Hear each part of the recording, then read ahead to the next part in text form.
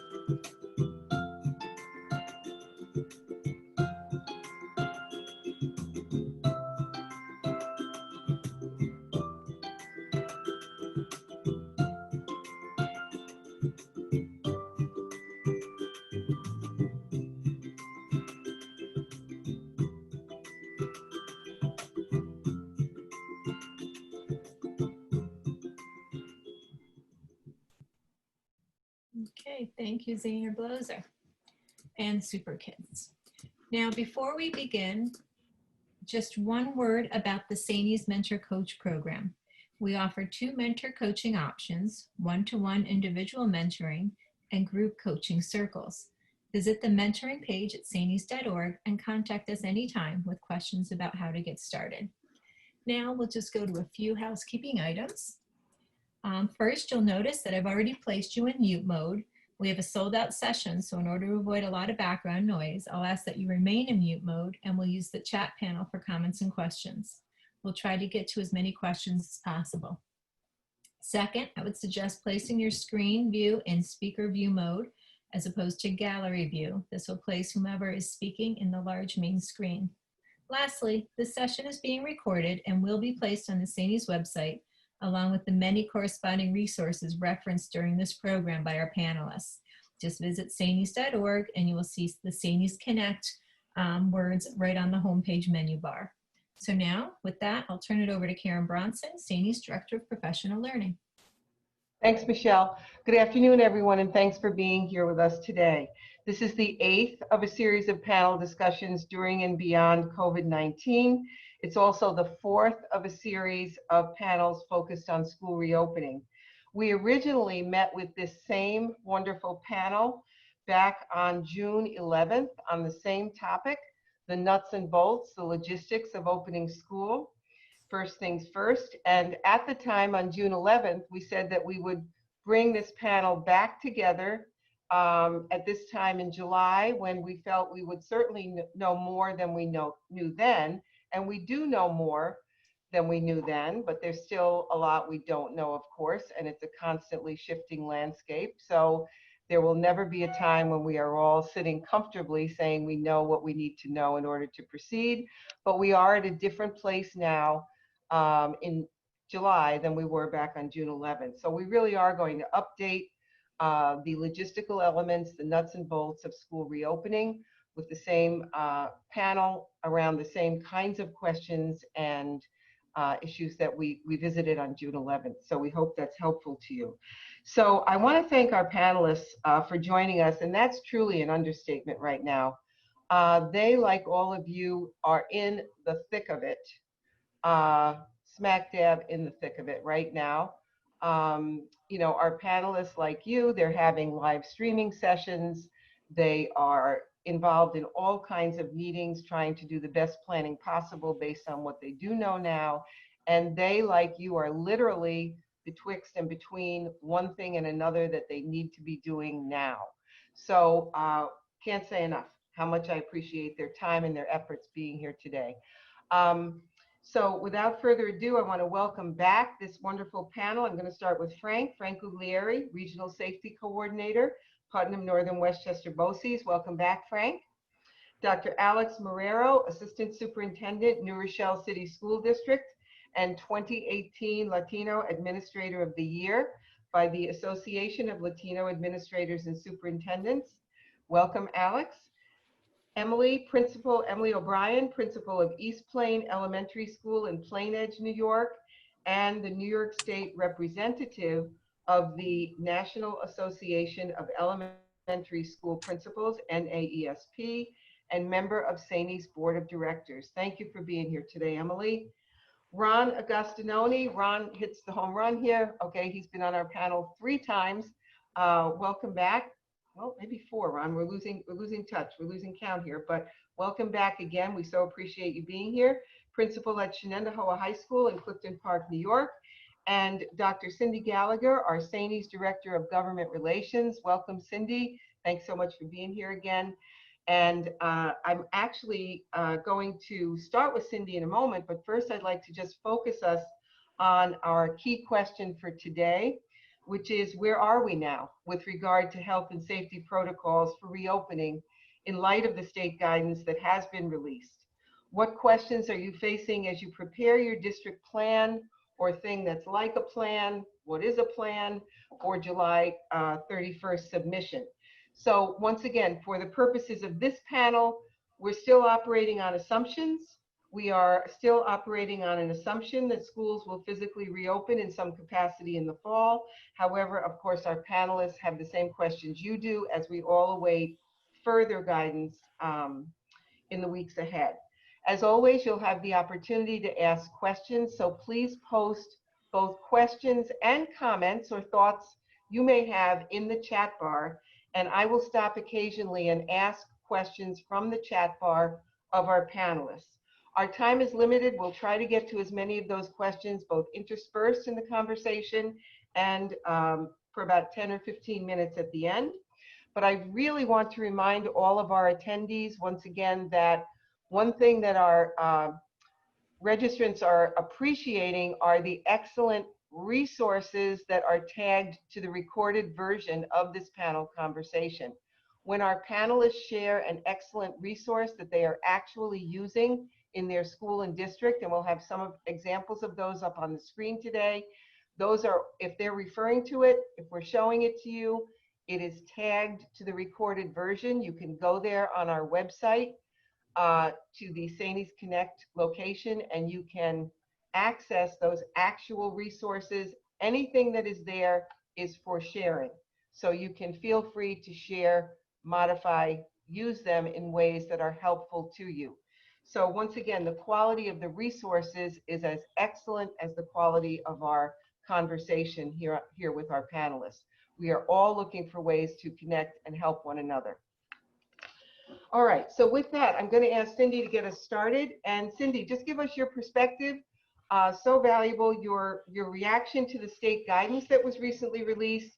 And if you could just share some of the primary questions that districts seem to be having as they prepare for whatever is supposed to happen on July 31st. That question would have been easy, Karen, had you not asked me for my reaction, right? So that's the fun part. In 20 words or less.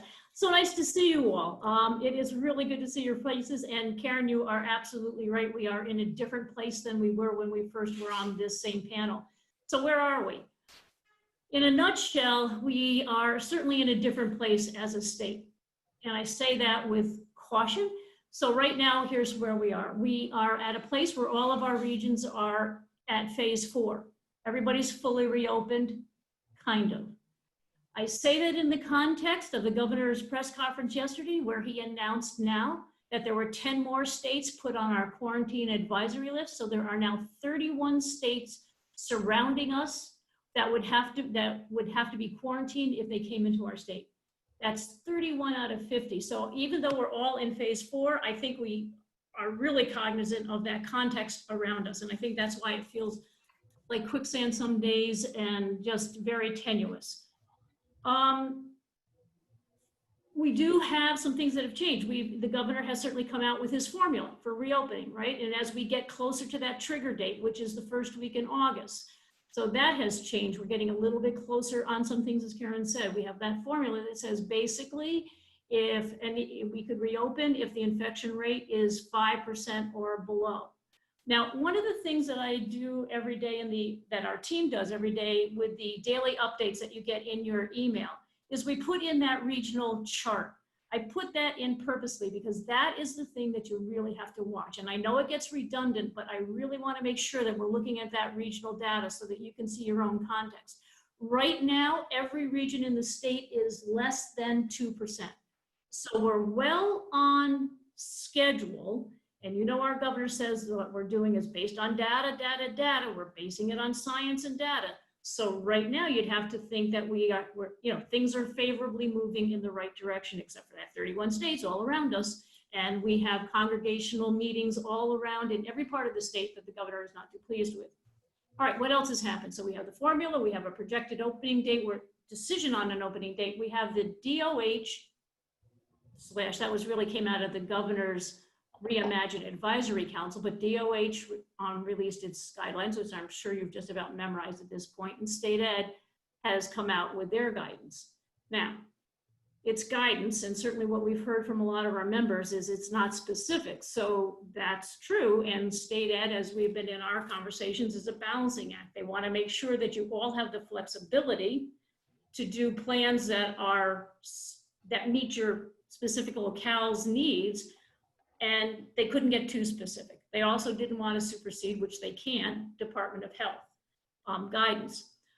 So there are certain, in fact, right now you can kind of see on the New York State guidance, what I'm trying to do is go page by page and find the reference in the DOH guidance so that when members ask us questions, we will know right where the conflict is or the discrepancy. One last thing that I want to make sure we know in terms of around the state, there is kind of a confusion. You guys aren't really submitting plans. You're really just putting in some assurances in the portal. And we've been asked quite a few times as if there's been a template. No. And right in the State Ed's guidance, it says we're not providing a template because we want you all to have the flexibility to create that plan as it best communicates to your own locality. So really what you're going to be getting from State Ed is a tacit approval. You're only going to hear from them if they disapprove your plan. So it's basically just a submission of your assurances. And if you don't hear from them, I guess it's a good thing. I see smiling faces on that one, yet to be seen. So as a state, we've moved ahead. These next 2 weeks are going to be critical, folks. Hold on to your seats. I know you've been doing that for about 5 months. So take a deep breath and here we go. This is a fall like no other. Thanks, Cindy. So even though there is not an official template, there are excellent examples and models that are coming from the hard work that districts are doing. And tapping into some of those good examples and seeing how they're formatted and then modifying them for use in your own school and district, that is a really helpful thing. So today we're going to touch upon a couple of models. There are many, many more.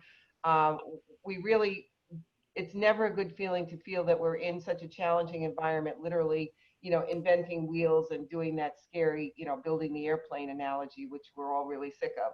We can really work with each other and see some excellent models to work from, and we hope we give you a couple of those today. I just want to say before we go on, I can't say enough in terms of recommending really paying attention to the SAANYS daily update that Cindy and Michelle are primarily responsible for. That update is like gold in terms of boiling down complex, voluminous, let that word sit there, material in a way that is helpful and digestible. I have gone to that daily update over the past week to see boil downs for academic implications that have come out in the guidance. Okay, here's what it really means. Boom, boom, boom, boom, boom. Implications for special education. Here it is on another day. Implications for English as a second language students. Here it is. That daily update is an extremely helpful tool so that we're not wading through lots of material at this time. So I can't recommend it enough, and I can't commend Cindy and Michelle enough for the efforts that go into that every single day. So thank you. Okay, at this point, we are going to go right to our principals. We're going to start with Emily. Once again, Emily is an elementary school principal on Long Island, and her district, she shared with us when we did some planning, her district recently did a parent survey, and the results of that are interesting and important, and she's going to share some of that with us. So Emily, maybe you can share that with us, and also tell us a little bit about a word that you use frequently in our planning, which was reassuring, and the word anxiety, which is with us right now. So what are you doing in your school and district to reassure different members of your school community and to deal with the anxiety you're feeling? And what did you find in that parent survey? Thank you, Karen. And hello to everybody. I'm sure you have been breathing, sleeping, eating, opening your schools, and you're not alone. And I think this is a great opportunity for us to all know that we're not alone. We have been conducting several surveys in our district, and I think that that's a great way to get in touch with the community to find out what they're thinking. There is a sample of a survey that we sent out that had information about what parents were interested in, such as what kind of learning every day. Do you want your child to go into school? Do you not? Do you want a hybrid model? We had all different models available, and we just wanted to get a pulse on our community to find out what they might be interested in. We also were curious about the health measures that the community were most interested in. So we had a list of all different types of health-related measures that districts would take, just to know what our community was most interested in making sure that was done within the schools. So also mask wearing, there's a lot of talk about that. I'm an elementary school principal. Should our children be wearing masks all the time? How do parents feel about that? We've seen a lot in the news in that as well. We found out that 80% of our parents want in-person learning every day. The least favorite was remote learning all day long. We knew that, but it was definitely confirmed by the survey. Health measures, we wanted parents to rank the different health measures. What did we find in our community? The three top things, believe it or not, that parents were most interested in was that the school was thoroughly disinfected, that students and staff regularly wash their hands, and that hand sanitizer was provided in each of the classroom and was frequently used, as well as temperature being taken. How comfortable is your child wearing a mask? So we had different ranges, but we had a total of 44% who said that they were either comfortable or somewhat comfortable. So that's kind of low. So the mask wearing is going to be difficult in the eyes of the parents. Some of the things that we've been doing in our school as a result is on the elementary level. I can't say enough to empty the classroom totally. Take every single thing out of the classroom, and we just put the tables and chairs in to say, what is the capacity of how many kids we could fit in this room? And then looked at plans for classes that could stay together. This is on the elementary level, and classes that might have to be split from one room to the room next door, so that is there even a possibility for all kids to attend at the same time. We today are sending out a survey on busing. Buses, that's a huge issue. But perhaps parents are going to be taking their children to school. We'd like to know what's the community pulse on that. So again, that will give us more information so that we know how to go forward with our planning. We're also looking into different companies and apps so that parents can take temperatures at home, and that information can be sent to the school prior to the school day, as well as even cleaning the building, where there's little scans where the custodian can verify that a classroom was cleaned. So we're trying to bring forth as many things as we can to ensure the safety of all of our students. I I think all of our meetings, as I know you two, have every stakeholder in it, from parents to our union representation, to teachers, to community members, and administration. So I think that the fact that we're in it together, and that we also look for what other districts are doing. I can't stress that enough. That's helped us a lot. Look to see what other districts are doing. Absolutely. Emily, was there a way that schools in Long Island kind of bonded together around resources? And could you just speak to that a little bit?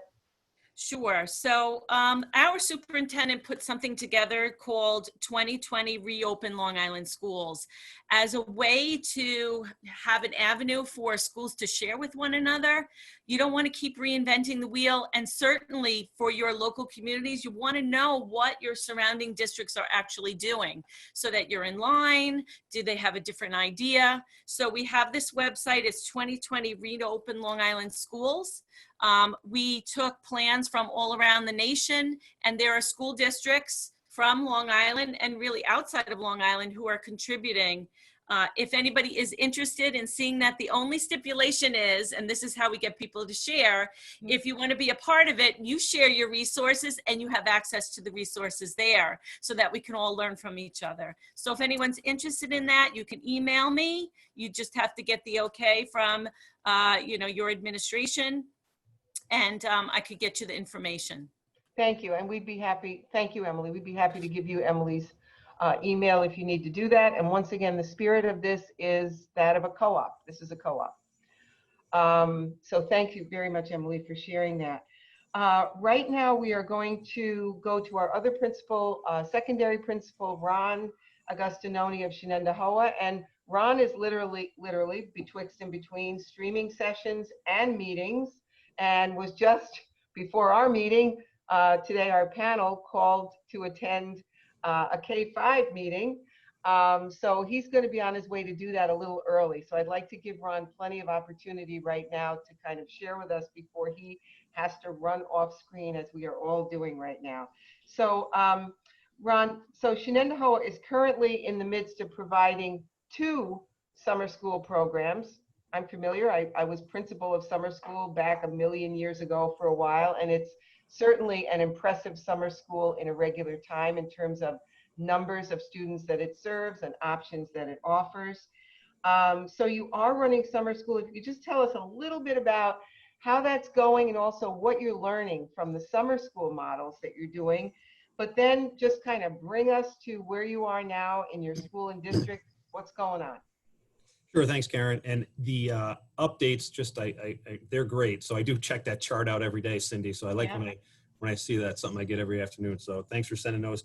As you said, we are in the midst of summer school. We're in the midst of planning, just like everyone else on this meeting. So we're learning a few things with summer school. We have about 500 students in summer school currently. And we have a virtual summer school going, and we have an ESY program that's in person. So in the virtual summer school, we've been doing a lot of planning on items that would work virtual and in person, which we'll talk about in a second. But the big change was our grading practices. We've moved strictly to a rubric-based, standards-based grading system. And everything we're trying to do, we're trying to have it fit within our goals and everything we would do normally. So we have one of our district goals is equity and outcomes for our students. And we think the grading system, fits in line with that. And that's something that we've been pushing towards. So the entire flipping around of the grading system, I think, has been a positive change. There's some bugs that are still being worked out. We've also had our virtual program on a strict schedule, where when we went out in March, we were kind of more loose and trying to be sensitive to needs of different family dynamics. We've found through surveys and feedback that parents, students want a more regimented schedule. So we do have a schedule in place for our summer school, for our virtual summer school. Again, a lot of it is done on their own, but there are specific times where they'd be checking in, much like when we get to our hybrid model. In terms of ESY, all the guidelines that we are all trying to put in place for regular school are in place for our ESY program. You know, we're filling out our self-certify forms every morning. It comes at 4:17, our email comes. You don't have to fill it out at 4:17. So, but it does come at that time every morning, and we're filling that out with our symptoms or lack of symptoms to make sure we're cleared for work. So that's happening. All the PPE for ESY, we just ordered yesterday, or I heard yesterday, we ordered 15,000 masks. So those will be coming for our students. So all that stuff was being kind of piloted in ESY. I say piloted, not like we were taking a chance on it. We were following the guidelines, but now we're going to scale it up because that's a very small program to bringing 3,200 high school students back. It's much different. So I know, Karen, I think you wanted me to share quickly that one of the documents, is that correct? Please. So let me see. Let me know if you could see it. You should see. Well, let me get out of that. We actually, Ron, yep, Ron has two things that we'll have tagged. One is the PowerPoint presentation, and thank you, Ron. This is the document itself, both of which I think are very helpful. If you could just walk us through the document. Yeah, this went out, and the PowerPoint is just like a more visual representation of what we sent out. So as Karen mentioned, we have live stream presentation. I have to run to the K-5 one. I told them I'll be a little late because I'm on this call, but we have a reopening group, and a little different than what Emily was saying with all stakeholders. It's just been our administrative team kind of setting the tent posts, as we're calling them, or setting the parameters. Now we're starting to get stakeholder input, but kind of setting those parameters was done by our group. And now we're reaching out and getting feedback and doing these presentations. So you can see the live streamings, they'll be ending, I think, tonight. We have one. They go all day, the last few days. And just real quick, you know, we had required components of our plan, and that would be in this PowerPoint. Well, this is kind of what we have on all of our documents, but you'll see the required aspects. We link everything we've got, and we got a number of survey stuff I could briefly talk about. In high school, I'll focus on the 7-12. I'm the 9-12 principal, but we are bringing our students back every other day or 2 days on, 2 days off. So we're going at a 50% capacity, and something we've put on top of all of our documents, the whiteboards everyone's probably doing planning on, like with your teams. We write the word student experience on top, because we have to recognize, you know, our kids are coming back to something, not something they left March 13th. It's going to look very different. You know, I could put a system in place that socially distanced students and transitions them, and we could do it safely, but it can also be a miserable experience and can be very institutional. So we're trying to blend the two. We don't want them to be adversaries, the student experience and the public health guidelines. So we're trying to blend those two moving forward. But we are going 50%. We're going to offer our full course offering at the high school. Not as much at K-6, but at the 7-12 level, we're trying to offer our full offering of courses. Our expectations for students on virtual days, we have the attendance component. We want students to be able to be part of their classes while they're virtual. Now that's going to look different between classes, between teachers, between curriculums, but there is going to be that component of learning while students are virtual. In terms of cohort, we're splitting by, we're looking to split by alphabet. So like A through L and M through Z.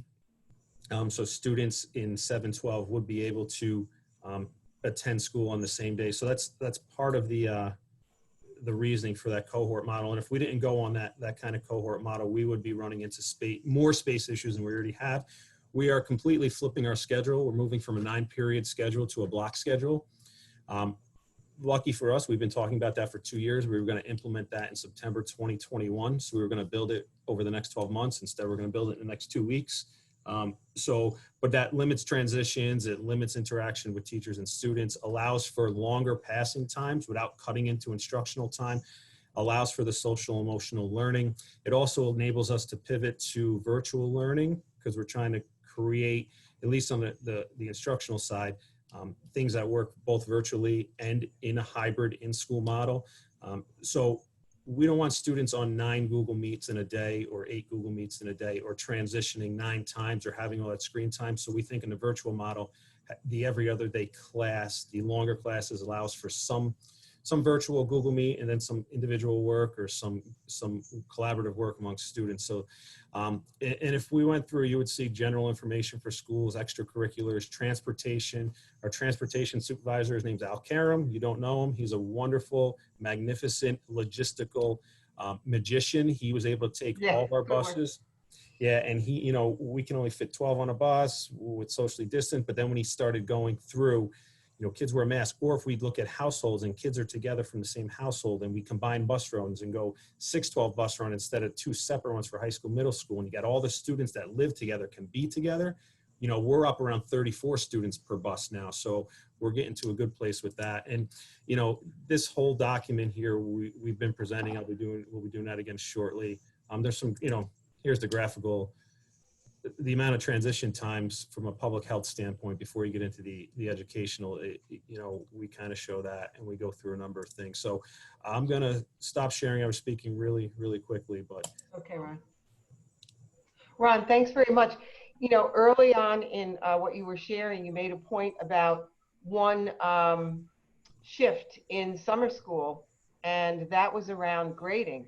That shift in summer school to, I think you said, a rubric-based grading system, that is no small feat and no small thing, right? And that may have implications for how we collectively, and you and your district collectively, start to look at grading, because that is one of the issues. It's not, you know, up there with logistics of masks and 6 feet in buses, but the issue of looking at grading differently, I think all of us would agree that's really going to be central as one that really rises to the top.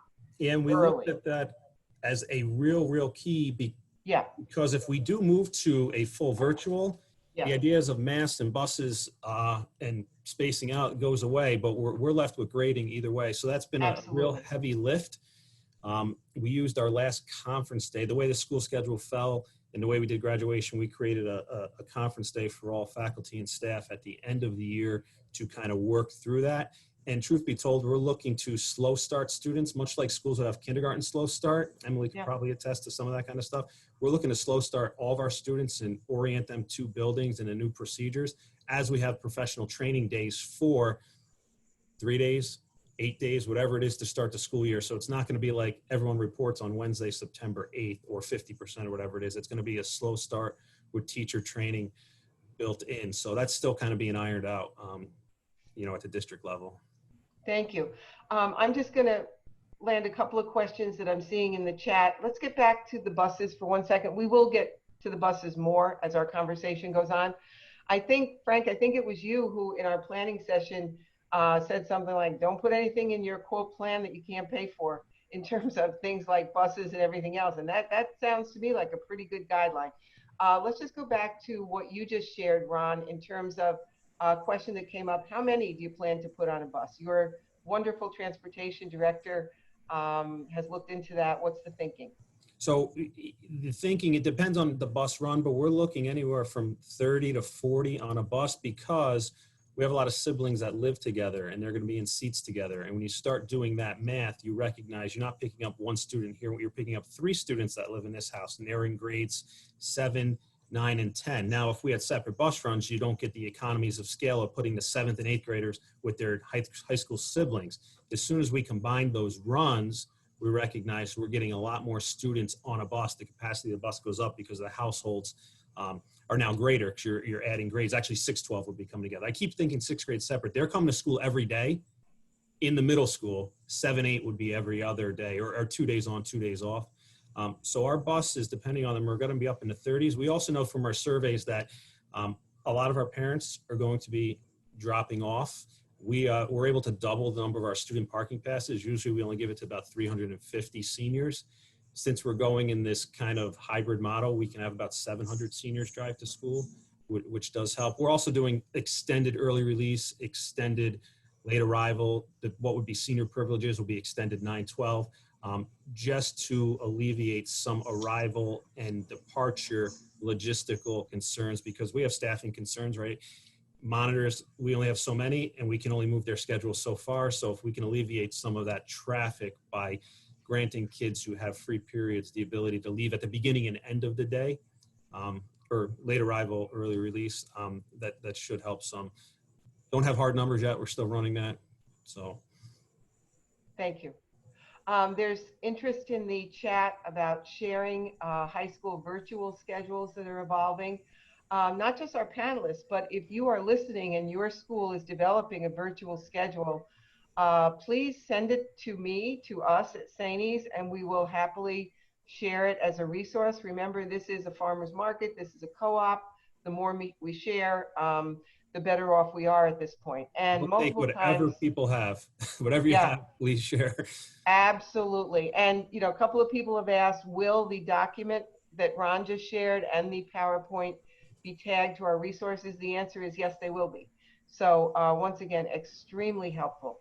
And so Ron, thank you so much. We know you do have to run, so please feel free to go to your next meeting whenever you need to do so. Thanks, Karen. Good luck to everyone. I know it's a crazy summer, but we'll get through it. Thanks, everyone. Absolutely. Thank you. Okay, I'm going to cycle back to Emily for a minute. Question came up. Emily, did you survey your faculty and staff? Not just Emily, but anyone on our panel. Has anyone worked on surveying faculty and staff in addition to parents and families to see how they are feeling about coming back? I know that was on our list of people that we need to survey. We have not gotten to that yet. Okay. If anybody wants to share thinking or an example of that, once again, please feel free to do that. Okay. Let's see. At this point, we're going to we've shared at the building level with two of our principals. We're going to move to Alex, who's going to share more of a district perspective in terms of what's going on in New Rochelle. Alex, we know that New Rochelle was at the center of the excitement very early and got out ahead of a lot of planning early by necessity, and that hasn't changed. So if you can just kind of jump on now and tell us where things are, where you are, and give us some example of some of the challenges and how you're meeting those challenges, and specifically maybe around working with faculty and staff. Question came up. Do you think somehow we'll get a pass from union contracts? And Alex, you had a very good response to that, so feel free to go there. Sure.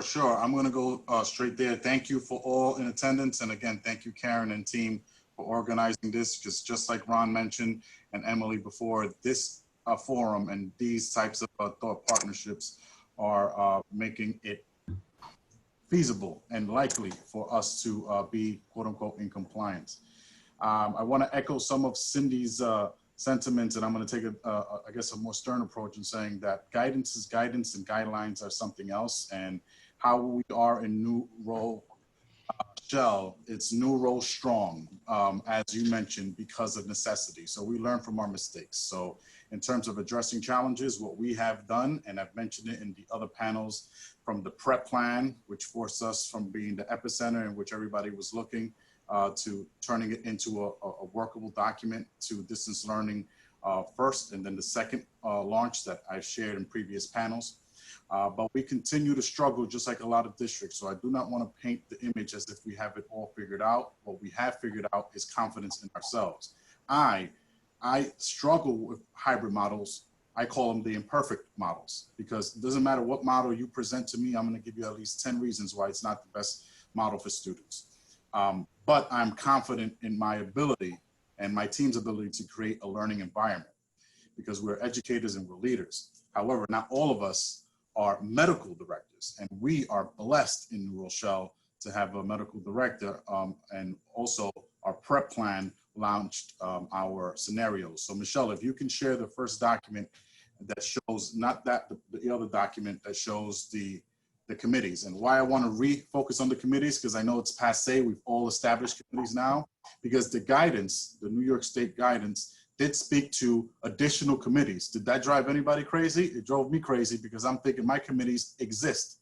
So the fact that we were able to sit down as a team, although reactive, as Karen mentioned, we were able to sit down, what is the likelihood of what school will look like next year? And it all fell into 3 big buckets. We returned business as usual, which would mean that we'll have to do a whole lot of things around programming and SEL. So it's not truly business as usual. 2, all virtual. As Emily said, a lot of folks are in favor, and interesting enough, when I've asked certain students, high school students, they love the virtual environment because you know what? They get to the work when they get to the work at 3 o'clock in the morning, right? And the more likelihood, scenario 3, which is a hybrid approach, I call it the flexible variable model because it's everything other than in school or virtual. So that covered what the school year could look like. And then we decided what areas do we need to focus on. So clearly we need to focus on academics, right? We need to focus on social emotional learning. We have to focus on health first and foremost. We have to focus on the finance and operations of running each school and the entire system as a whole. We also need to work about our staff and our culture and well-being. Doesn't matter what they throw our way, it's going to fit in one of these committees. So what I have as a recommendation to everybody in the room, and if you can share with all your colleagues, is I am not creating additional committees. I'm reflecting on the work that our committees have done and incorporating it into any requirement that the guideline is asking us to adhere to, because it has to fall into one of these 5 subcommittees, and it definitely addresses any scenario that we're going to put forward for the upcoming year. Michelle, if you can go to the other document, I'm going to transition into the challenges that I've mentioned that I'm confident in my team's ability to make sure that we can come up with a learning environment. But we also need to take heed to the medical professionals. So I want to give credit to the chair of one of our subcommittees, the Health and Wellness Committee, Dr. Balchin, who is our medical director. If you go to the next slide, you'll see that this is how we are informing our principals, who then are the conduits to their learning communities in all 10 schools that we have. So what and for some of us who do not have the fortune of having a medical director, if you have your committees and working on the health and guidelines, and those individuals serve the same role. If we go to page 4 and 5, it denotes, the next page, the timeline of the pandemic. So always being the educator and the teacher, we're looking at what happened, even beyond New Rochelle. If you go to the next slide, you'll see that it went from what happened in the worldwide world to what happened right in our backyard, in our living room, in our front porch, right? So we saw New Rochelle strong, how the Daily News quoted us after we were able to react and bounce back and become the forefront. But on March 9th, we were labeled as New Rochelle hell, which we didn't like very much, right? Because we were not the reason why we were labeled the epicenter, and we were forced to close down schools before the rest of the state. If we go to the next page, here's the information that we're sharing with our principals. And if you keep just steadily scrolling, you'll see the information that our subcommittees share when we meet with our building level principals and our entire school leadership team. And if you can pause there for a second, I love this because this is an explanation or illustration of what New York has done and how it's working. If you look at New York on the top right, you'll see that we had a major peak, but then it has come down and we have controlled it. This is an indication of what happens if we take heed to the recommendations in our entry plan. Before we started, we had some offline conversation panelists about what's happened internationally. And I believe it was Australia, in which they planned for an entire month and they were forced to go virtual because they didn't take heed to the recommendations and proven practices. So I love this illustration because although it is frustrating, right? We all want to get back into the swing of things. If we do it too prematurely, we'll be forced to go into a virtual world that if we're not prepared for it, it's going to be detrimental to all. We go to the next page, the next one. We have the 2 priorities, and this is the focus of the work, right? So making sure that we keep all staff in the community abreast to what's happening. And we go to the next page, priority 2, speaks to our communication plan. So although we do have an expert and we're blessed too, our committee, our subcommittee consists of all those New Rochelle parents and residents who also are medical directors. So clearly they're part of that subcommittee. So the experts are in the room, the virtual room, and they inform all of us. And I have all the educators in my group, and we have all the facilities and MBAs in the finance group. So we have, the old saying is the answers in the room, the answers multiplied in the virtual rooms that we have in our planning. We just have to make sure that we adhere to the communication plan, which is making sure that we see the guidance, even if the guidance is not clear and is not giving us true factual determinations. So I want to restate that. So the guidance is terrific, right? But the main challenge is the lack of guidance and how it increases anxiety, because there is no black and white in the guidance. The common term there that frustrates me is flexibility. You're flexible in your 990 hours. You're flexible in your 180. What does that mean? That means that I can have 178, that I can make 2 days professional development, or can someone actually have half days, which will clearly be devastating for the academic year in terms of scope and sequence, but great in terms of morale if we're going to use that time effectively planning for staff. So the guidance, although it's much appreciated, and I love our folks in Albany, it just created another obstacle because I think that we were doing a great job planning. We just need to make sure that we fit into the guidelines. And I believe that if we all followed our plans, we are in good shape. I also want to note that the plan that needs to be submitted on the 31st is simply, you're attesting that you're following certain, you're not submitting a plan. Your plan lives at home base. So make sure that you have a good plan that you can produce if called to, but it's not as if you have to actually up a robust plan. And I believe I'm correct there. You can correct me if I'm wrong, anybody on the panel. The second part of that question you had is, how do you prepare your faculty and staff beyond the point? And that is what I'm showing now. If we go into the next 2 pages, every subcommittee had reopening recommendations all the way at the end. I'm sorry. Michelle, all the way at the end. And you'll see if we stop there. I'm sorry, keep going. Keep going. Keep going. And one more. There we go. So every committee was tasked to come up with recommendations that's going to influence and build all 3 scenarios. And I'm happy to say that we have all 3 scenarios built. We're focusing on first things first, which is health. And this is an example of a part of the health reopening committee recommendations. If you go, I believe it's the second page to that. And all of this is woven into our scenario 1. If business as usual, which one day that will be the case, right? We're not going to live in this pandemic forever, at least I'm hopeful.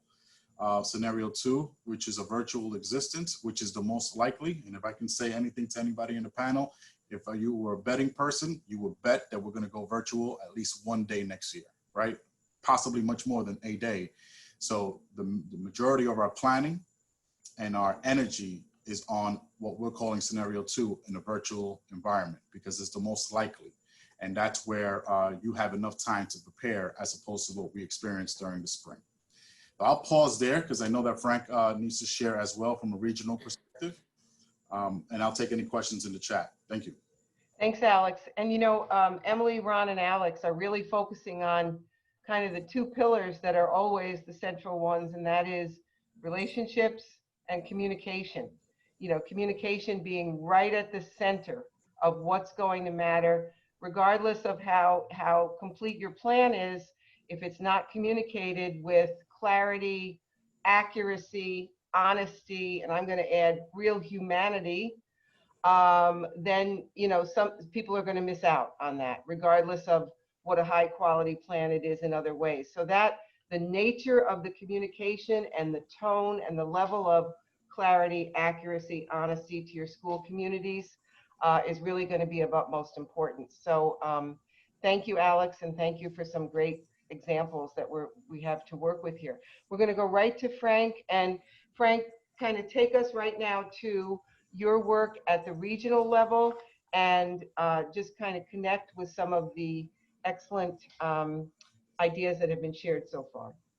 Sure. Thank you very much, and good afternoon, everybody. And I'll be very mindful of everyone's time and try to hit the key and salient points, right? So, we talk about stakeholders, and one of the big things that we've been doing in our region, and I did see it in the chat as one of the questions, what role is BOCES taking on? So, down here at Putnam Northern Westchester, again, I'm the regional safety coordinator, excuse me. All BOCES has a health and safety coordinator, which is the role that I also fulfill. we are doing a couple of different things. One thing that we've done is we've gathered our transportation directors from the region together for a meeting tomorrow, actually, to discuss general transportation guidelines that everyone's adapting, so we could share that across the region. We have a nurses group that has assembled to share nursing protocols and to create policies and procedures along with our local health department. We have a bit of a difficulty because our BOCES is in 2 counties. One county is small and one county is large, right? So we're in Westchester and we split that with another BOCES, and then we're in Putnam County, which is 6 school districts. So where we are have a bigger lift in one county, we have a smaller lift in another county, and everything brings its good and bad to it. So we've gathered the professionals that wouldn't normally meet from the region together to discuss commonalities, to discuss differences, and to use those to inform decisions moving forward. And I think that's one of our biggest strengths here as a region is just like, Karen and everybody was talking about being able to share resources. For us, it's really, really been helpful and beneficial to hear what everybody else is thinking of and some hurdles that they've encountered moving through this whole reopening plan and procedure that, we're all roped into.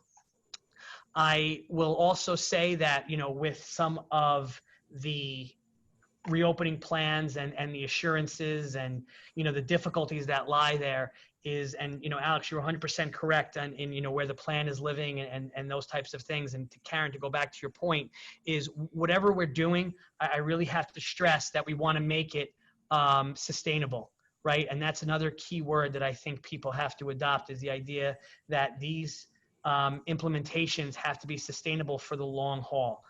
We saw it before people went out, that they were going to try and connect on a daily basis or a couple of times on a daily basis, and those things started to fall off quick because it was just impossible to do, and it was impossible to keep running and to sustain. We've done a number of surveys here regionally. We've partnered with Thought Exchange as well to help get our data together and to share it out, not only for our individual school districts, but also for our region.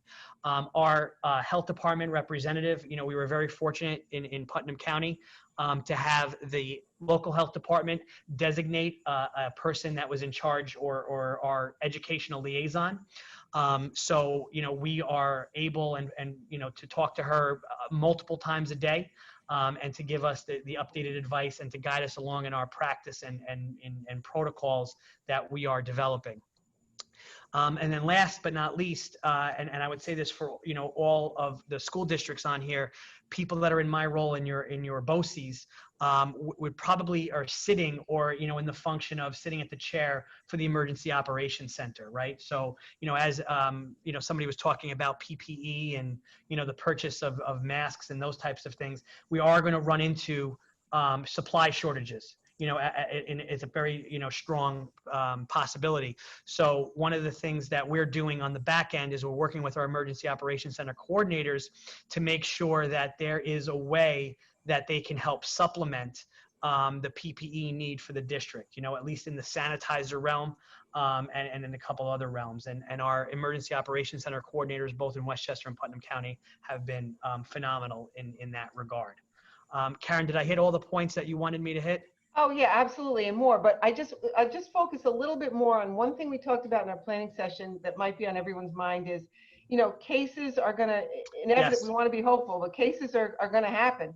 Knew I forgot something. Somewhere Yeah. in your school community, somewhere in your extended community, some guidelines when cases happen. What is the expectation? Yeah. So thank you. I knew I forgot something. And going back to Alex's point, right? I think, Alex, you said the bet is going out for at least a day, right? I would take that bet on a higher percentage there. So there's, especially depending on what county and what district you're in, right? So, just by virtue of closer proximity, higher numbers, right? So with that being said, there is the potential that will go out, right? There will be cases in our community. So there's 2 facets to that. There's the social emotional facet with your crisis team, right? It's going to cause an added layer of anxiety with people that are contracting this disease, hearing it more, whether it impacts family members, students, staff. So your crisis team should be in a semi-activated posture at the very least, right? Ready to respond to that level of crisis. That is not impacting the reopening, right? It will impact the reopening, but it's different and set apart. If you do have a case, right, and again, the guidance that was in place back in March, and I know it might not be clear for everybody, so I will try to be as clear as I can, is the simple answer is that your Department of Health will basically be in charge of the response. Okay, so you should be building that relationship up now if you do not have a relationship with your Department of Health, or actually a liaison for your Department of Health. Westchester County, we're such a large county, our liaison actually comes out of the Department of the County Mental Health, right? And that's just the way they set it up in the hierarchy. But, you know, a person that you can call and you can have a conversation with in the event of that you have a case. Every case will be different. I'll give you two very, very quick scenarios, right? A teacher that might, you know, if you're on a hybrid model and maybe you have, you know, two separate classes, an AA, you know, BB schedule or whatever you might be doing, that teacher that's interacting with those students, you know, maybe has now come in contact with 60 students. Maybe the class is now canceled. Maybe they're all required to quarantine. Maybe the wing of your building, or maybe the building is shut down for a day, 2 days. So there can be the contact tracing to take place. In our area, both in Putnam and Westchester County, it's taking us about 24 hours to contact trace. Other areas are a little bit longer, right? That's one scenario. But maybe you have an assistant superintendent who has an office in the basement of the building who comes in and at some point came into contact.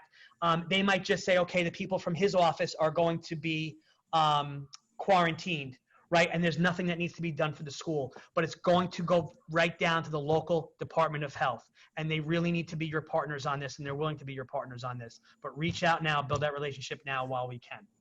Thanks, Frank. And we keep coming up with that word relationships. I think another one you touched upon when we spoke a while ago was relationship with your fire inspector. I think a lot of schools and districts now are purchasing stuff, right? Yes. You know, all kinds of, you know, barrier items and things of that nature. So what tips would you give districts and schools and leaders as they look to purchase things in terms of that relationship that has to exist with regard to fire and safety? Yeah, so that's a great one. And again, someone in my role can help fulfill that. And we also have code enforcement officials, right? So everybody's getting a crash course in all different facets of school and facilities planning, right? But the term is code enforcement official, right? So whatever you're doing that is going to be an addition. And I know everybody's talking about plexiglass, right? And you can't use plexiglass in these different facets, right? It's the polycarbonate. You know, that's a name that, you know, people are really learning quick. And the Office of Facilities Planning really oversees all these additions. And in the 145-page document that NICE had put out, they are very specific requirements on how to tag plans and how your director of facilities should be doing that. But your BOCES can help you. I can help you. You know, there are people out there that can help you. Our code enforcement official is a separate entity, and he's offered his service to district, as has our medical director. Again, same thing, relationship. You know, I mean, we are calling our code enforcement official and our medical director on a regular basis for clarification on what can go in and what can't go in. So very, very important. Thanks, Karen. Thank you. Is there anyone on our panel who would like to just comment on something that one of our other panelists has said, or have any related question or guidance? I would, Karen. Yes. I want to piggyback on the term relationships and also attempt to answer a question that was posed earlier in the chat in terms of reestablishing or really relying on the established relationships with your unions. In terms of surveying students, and also what the guideline tells us that there is an option, whether we provide it as a school or a district is irrelevant truly, because the option of the parent is to keep their child at home. So how can we function as a school, as a district, when we have potentially half of our students out of school and the other half in school? And this is not our hybrid model, right? This is just because of choice. And we have the same teachers, so the same workforce, but yet we have to run two different schools, virtual and in person. So I would definitely ask all to engage in conversation with our union, and I respect stewardship more than a lot, because I used to wear that hat. But as much as I'm against in terms of education and even in terms of pedagogy, in terms of casting or even recording a lesson, because I think you miss the teachable moments when you're just casting a lesson. It is a small band-aid on that approach. So I know some districts have been successful in either zooming in or putting a camera in the back of the classroom, so the students who are opting out can actually log in so they don't miss instruction. The other option that the parent has is to remove the student altogether into homeschool, and I don't think anybody on this panel in the room will like that to happen, because our students are our students. And if I can just segue into another group that is definitely involved in all of the plans, but forgotten in the sense of support. When I was meeting with some of my colleagues and even some graduate students that I had in Manhattan College, and I showed them our reentry plans with the scenarios that I mentioned very quickly, they identified that a guide for parents was missing. So Michelle, if you can queue up the parent guide, and I'm gonna ask, considering time, for folks to directly reach out to the two persons who created the document, who are in the room, Raina and Amber. If you can put your email in the chat, but also if you can scroll down to the table of contents, Michelle, so you can see how this robust collection of information, guidelines, and even modules, training modules for leaders and for parents to help them cope, and also to get their loved ones, through the pandemic and the uncertainty of the 2021 school year. If you scroll down, you'll see a little bit more of the work that went into this guideline, and I'm sure Amber and Raina will be more than willing to walk you through it and also to support anyone. So it's a tremendous resource, and I want to give them credit, because when I was able to have a graduate course was in pandemic, it was absolutely crazy to even say yes to such a task, but I was blessed to have two visionaries who were able to put something together that I know we're going to use in New Rochelle, and I'm hoping all of you can use it as well. Thank you, Alex. And what a time for our young leaders, right? To be coming on it, literally a transformative time. I've been looking at the chat, and I see a lot of folks have surveyed their staff. If someone would like to signal to Michelle, I think everyone is unmuted now. If there's something you'd like to share about that, we'd love to hear it. I'd like to know if M. Burns is still with us. This person, M. Burns, said that they also surveyed students as part of their efforts. We would love to hear how you did that and what you learned, because there is no underestimating the importance of deliberately surveying our students as thoroughly as we hope to our staff and parents and others. I'm not sure if Mr. or Miss Burns is there. Hi, Karen. I am. It's Matt Burns. Here you are. Tell us about that, Matt. Where are you from? Thank you. From Campbell, Savona in upstate Western New York. Thank you.